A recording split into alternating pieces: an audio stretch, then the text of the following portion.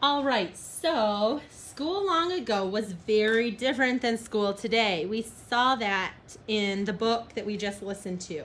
So if you think about our classroom, I know that it looks different than the schools that we were thinking about and saw long ago, right?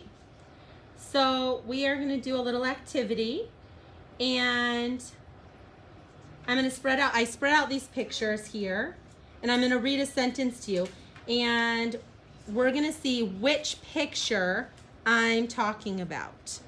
Okay, so long ago, children learned in a one-room schoolhouse.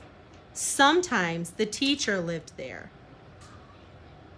Which picture do you think shows that out of all of these pictures?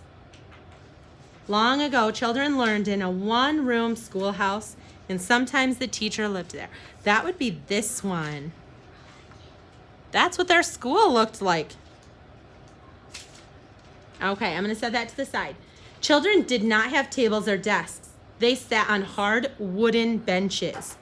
Can you tell what picture that is?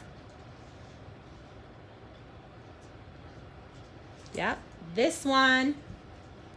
That's how they sat all day at school. Can you even imagine? It was very cold in the winter, so they had to build fires in the schoolhouses. Boys had to bring firewood to school for the fire. Which picture looks like it shows that? They had to build fires in the schoolhouses. That's the one I would say. So also, there was not much paper in the past. It was too expensive.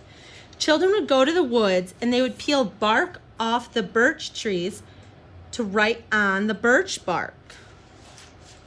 You see any birch trees? That's what birch trees look like. There were no pencils. Children used a lump of lead or a feather quill dipped in ink. Of course, I'm sure you know the feather quill. And children learned letters, numbers, and prayers. They learned to read and write. So learning to read and write. Close-up picture of that one. And many girls and children with black and brown skin were not allowed to go to school. Not everyone was allowed to go to school back then. It was very different. We talked about that in the story that I read. All right, so now when we go to our long ago book, we are going to flip to page number 7. Page number 7. And sometimes, I start from the bottom up, so I'm going to read these to you first. Schools long ago had lots of pencils and crayons. Thumbs up or thumbs down?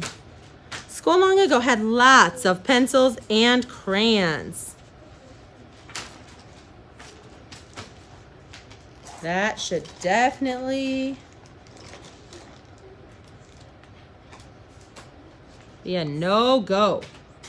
Schools did not have lots of pencils and crayons. Schools long ago had a fireplace to keep warm. Is that how they kept warm? A heater like we have in here, or a fireplace? They did use a fireplace. Salty needs to get a new marker, huh? A new dry erase marker? That is definitely something I could use. A new dry erase marker? The dry erase marker is not working. It's like erasing what I write.